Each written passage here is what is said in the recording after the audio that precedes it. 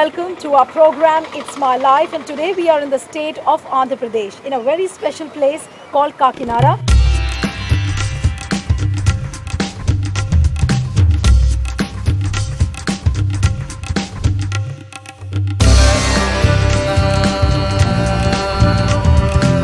And of course with a very special person, Mr. Pallam Raju.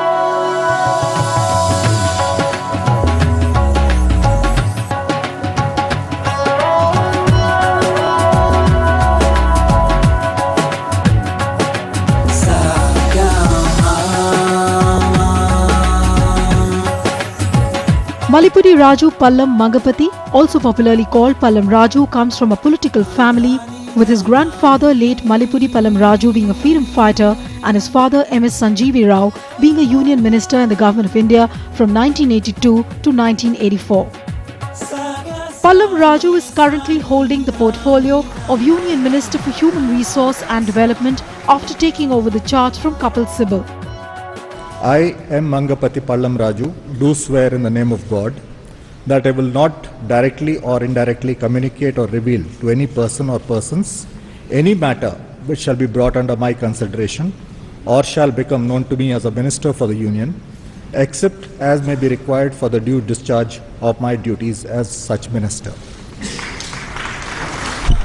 The portfolio is crucial for him as a number of higher education reforms are still pending in Parliament.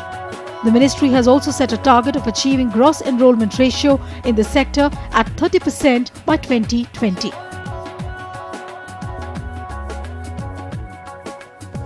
Pallam was first elected to Indian Parliament in 1989 and was the youngest MP in the 9th Lok Sabha.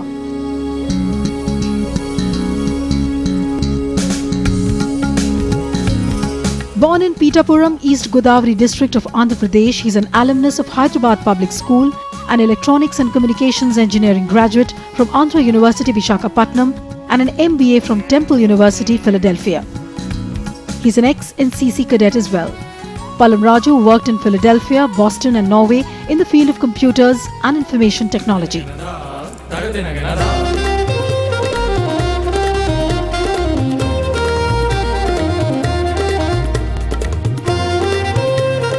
Pallam has even served as a director on the boards of Indian Airlines and Air India between 1994 to 1997. A successful entrepreneur in the field of information technology, he was on the boards of a few very successful public limited companies until his induction into the Union Council of Ministers. He's been a very active member of the Indian National Congress and has held several important positions in the state unit and at the national level. The most recent one as the chairman of the Department of Policy Planning and Coordination in the All India Congress Committee. This was a mirror to his life, and now let's take you on a journey to his constituency. Mr. Pallam Raju, welcome to our program called It's My Life. And so today we are beginning our journey from a very auspicious place. Yes. So tell us a little about that. Thank you, Neelu. Thank you for coming. And Sarpavaram is a very auspicious temple, and it is the temple of Bhavanarayana Swami, and it is supposed to be over 5,000 years old. Okay. And the statue of Vishnu is supposed to have been installed by Narada, sage Narada, who is supposed to have bathed in one of these lakes here. Okay. So can we just yeah, we can go there. Yeah. And he's supposed to have bathed and then installed the statues here. Now, what we are doing is we are reviving these lakes, which have been neglected for some time. Yeah. So, one of the things that I am doing with my MP lads is to strengthen these bunds, purify the water, and then making it a proper water body, which will complement the ancient temple. That's what I am doing. And what is the kind of footfall this temple has? Obviously, it's a very old temple, then lots of people must be coming. Yes, it is a very auspicious temple, and on particularly auspicious days, it has a lot of about thousands of people are here. And I'm sure you also begin all your journey from here. Yes, it's a very auspicious. Okay, so as we have also begun the journey of our program from this Sarpavaram temple, let's go.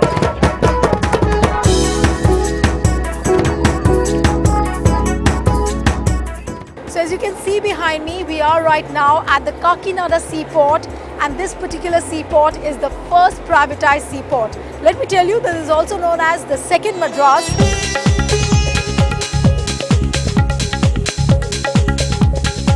Now let me go across to Pallam Raju. Mr. Raju, what's the real speciality of this first privatized seaport?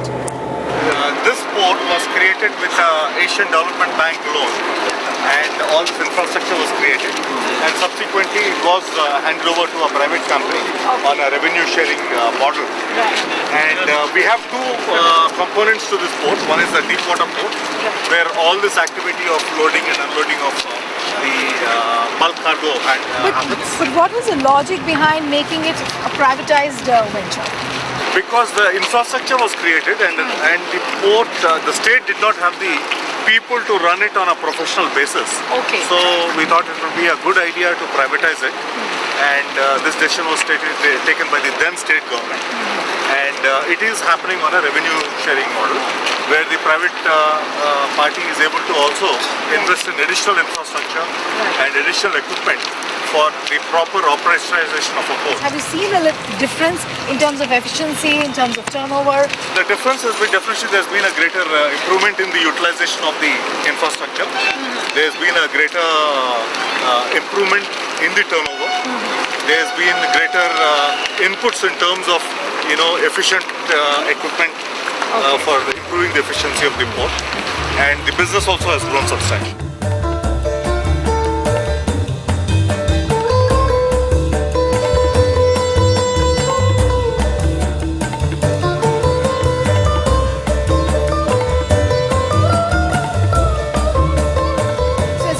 Behind me, this loading and unloading activity is taking place. Let me show you that particular ship from where the cargo is put here, and then from the payloads it goes into these wagons. But let me tell you, the people here are telling us that this entire activity will be mechanized by next year.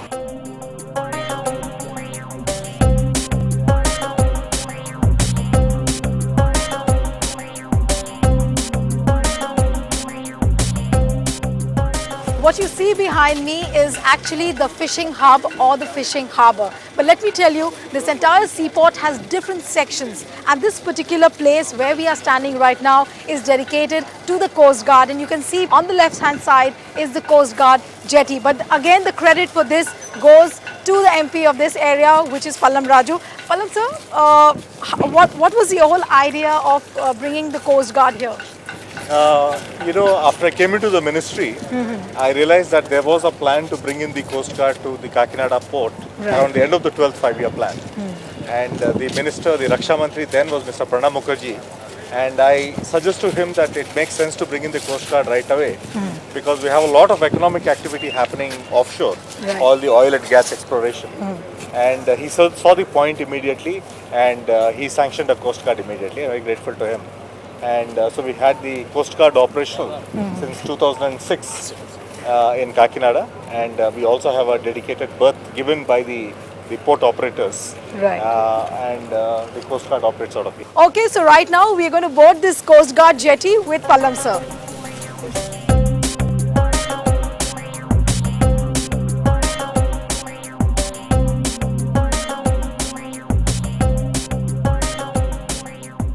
We are inside the Coast Guard jetty, and what this particular panel which you see is actually the control panel from where the Coast Guards give out their commands. They control the entire security system from this particular place.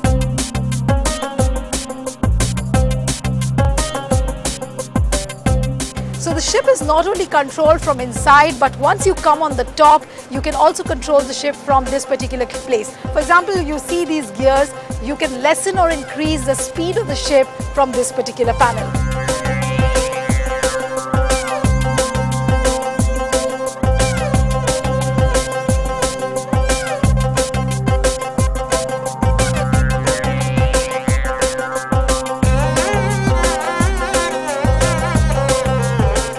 Another landmark of the city of Kakinada is the oldest university, which is the Jawahar Nehru Technological University. In what ways have you really contributed to this particular university in terms of lab? You were telling me you contributed a lot towards setting up the state-of-the-art labs. Just tell us about it.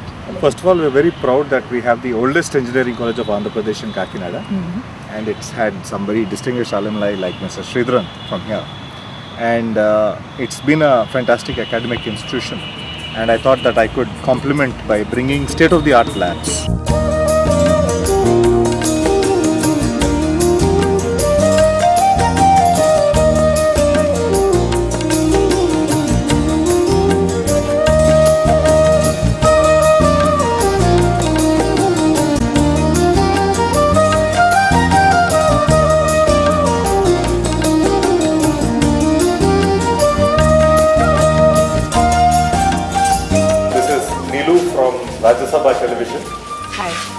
So which branch are you on?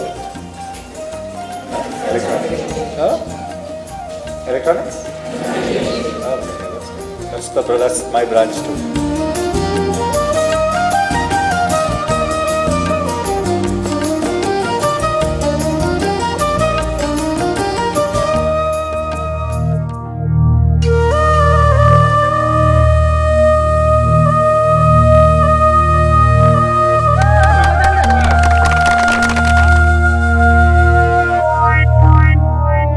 On his constituency visit, Pallam Raju generally packs his day with a number of inaugurations like these.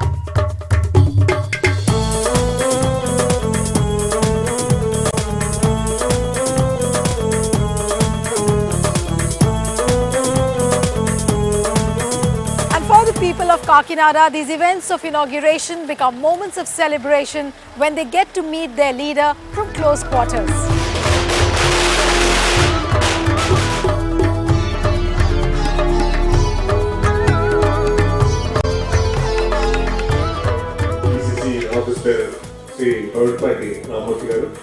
అయితే రాను రాను ఆవిడ ప్రధానమంత్రి దిగే టైంకి అంటే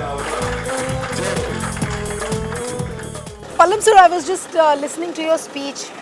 In none of your speeches, you've ever mentioned that your people should vote for you. What is this mantra where you ask people not to vote? No, we are not. We are here in a village which is adjoining Kakinada, but which is in a rural area where there are a number of issues. Right. Because this has all been agricultural land, Right. and suddenly people are settling in here, and so there are houses coming about, and so the basic infrastructure is missing, like roads and drains and lighting. Right. So that is what is the primary requirement here, Okay. and that is what I was addressing. And I was giving them an example of this colony where a few people have got together and made a nice thing. I said, Right. if you are not dependent on government for everything, you will be able to transform it into a nice place. One thing which is very characteristic about your personality is that you never say that vote for me. You never say this. No, that is not the thing. I mean, I talk the local conditions, and I also thank them for giving me an opportunity, and I tell them that we are not here forever, but we would definitely go out leaving a good name and a mark of development. Let's take a break at this point in time, but when we return, we go to Asia's biggest rice mill with Mr. Pallam Raju. Back in a moment.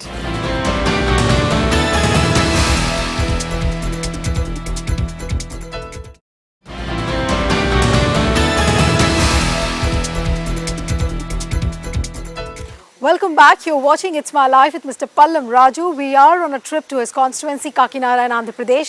And now let's take you to Asia's biggest rice mill. There is an elaborately laid out breakfast for all of us.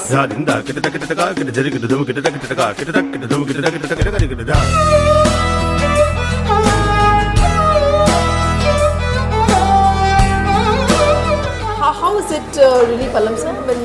When generally you come here, it's like this, or what is it exactly? I think he's laid it out specially because you are coming. Okay. But of course, hospitality, their hospitality has always been great. Yeah. Especially Pedapuram town is known for its hospitality. So after having a sumptuous morning breakfast, now we are on a journey to see the Asia's biggest rice mill. Let's take you there.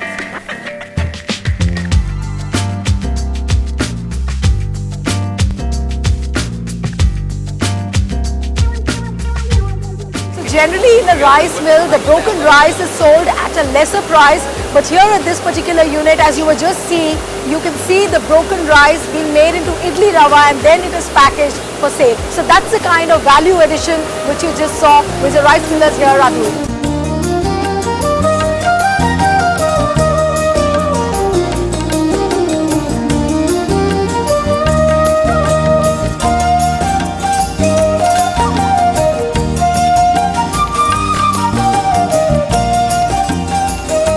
What you see right now are the various stages of paddy while the processing is being done, from husk to dust, to the separation procedure, and then of course the broken rice. All these phases, which look so simple, have to go through the technicalities of processing.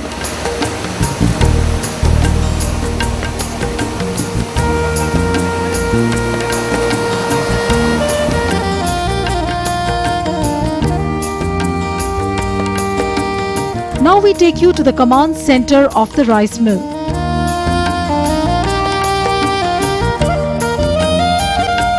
This panel of buttons is completely digitized, no human intervention. So the processing of rice is just a click away. Button on, the entire mill buzzes with activity, and once the buttons are off, the mill falls silent.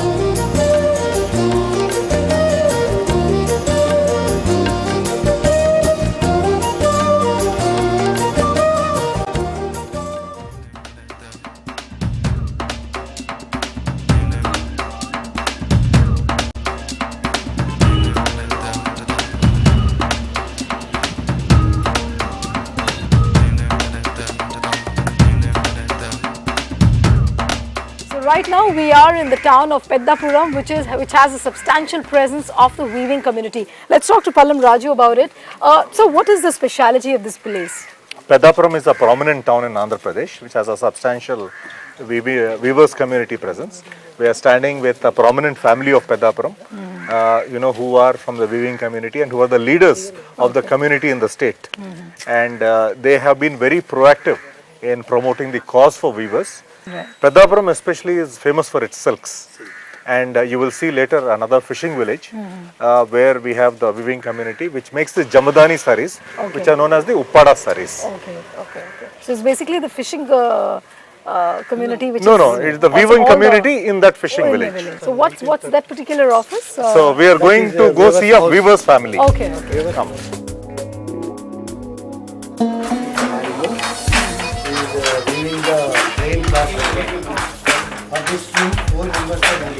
The whole family, mother, father, children.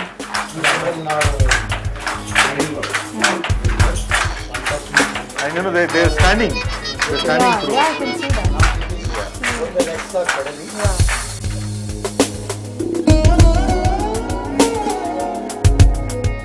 You'll be seeing the products anyway. Yeah. Same product. An idea. The weaving community is also there. Substantial weaving community all over there.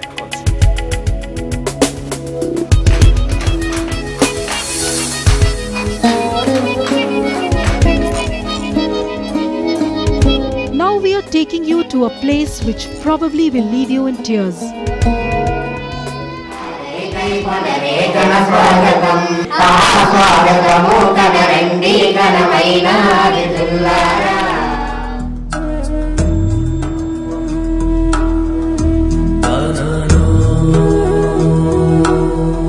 Physically challenged kids for whom vision was a big cipher, an absolute darkness.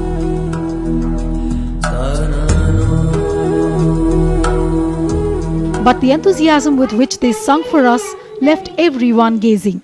Occasion was the birthday of the blind school's principal.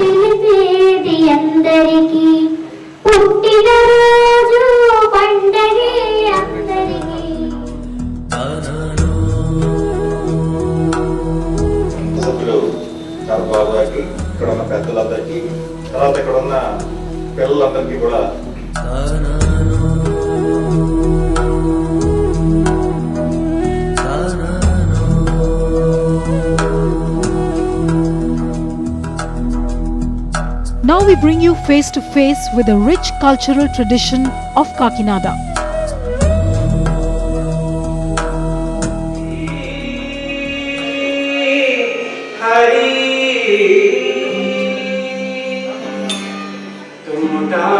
We had our tryst with a cultural evening.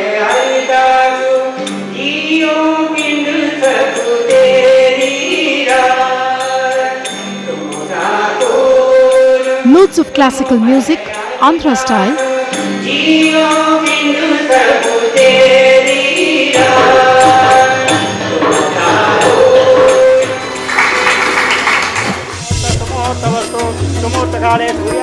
And then came the blessings.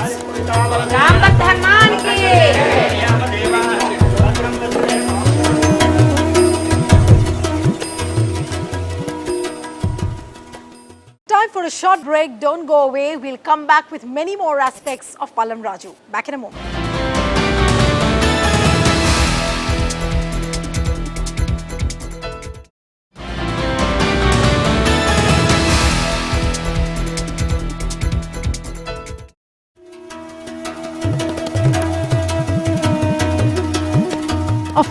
streak, Pallam Raju begins his day with the yogasans.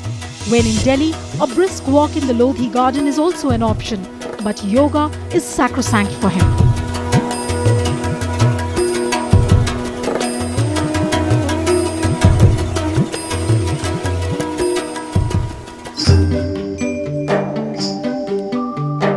Without the divine blessings, the day for Pallam looks incomplete.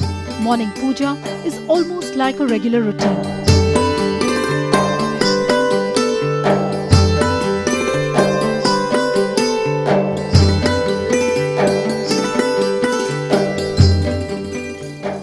This is basically the morning darbar time where people from across the villages of Kakinada, they come down and they share their woes with the MP of this particular area.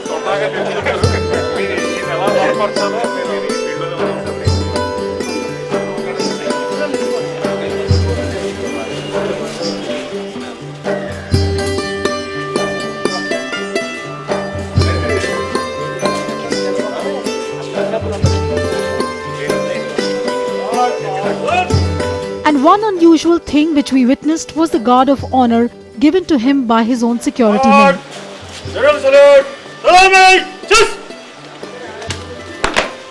We spoke to the guards and they said this act was totally out of love for the leader.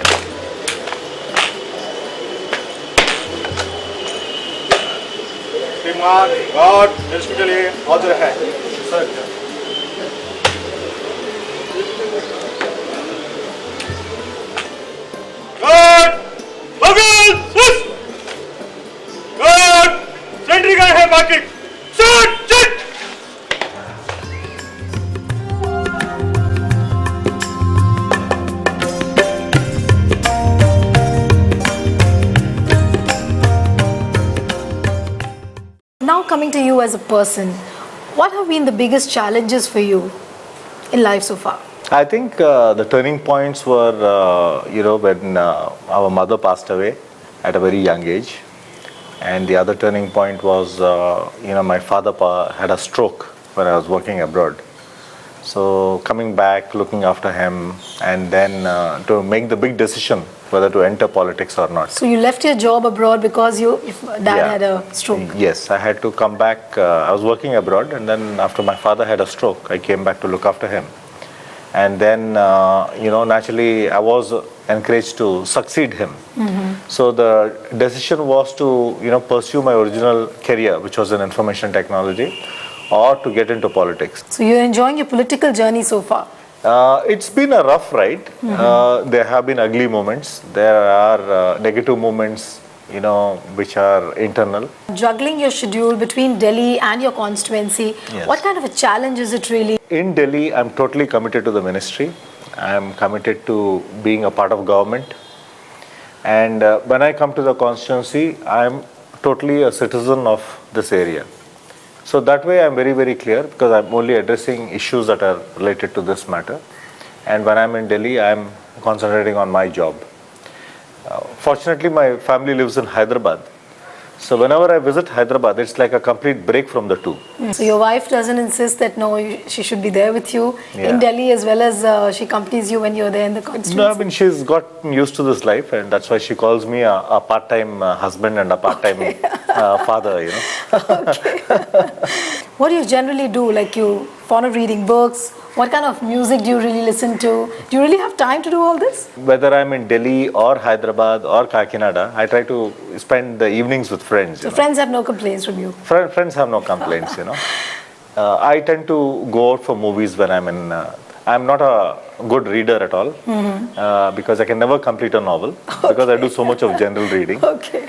But I like the outdoors. I like exercise. If friends are suggesting an outdoor activity, I'm your man. But you were talking about films, that you also like going out to movies. Yes. What kind of movies do you generally see? I like it light. It has to be a light romantic comedy. Okay. Things like that. So are you a romantic at heart? I think I am. Okay. I think I'm a hopeless romantic. Okay.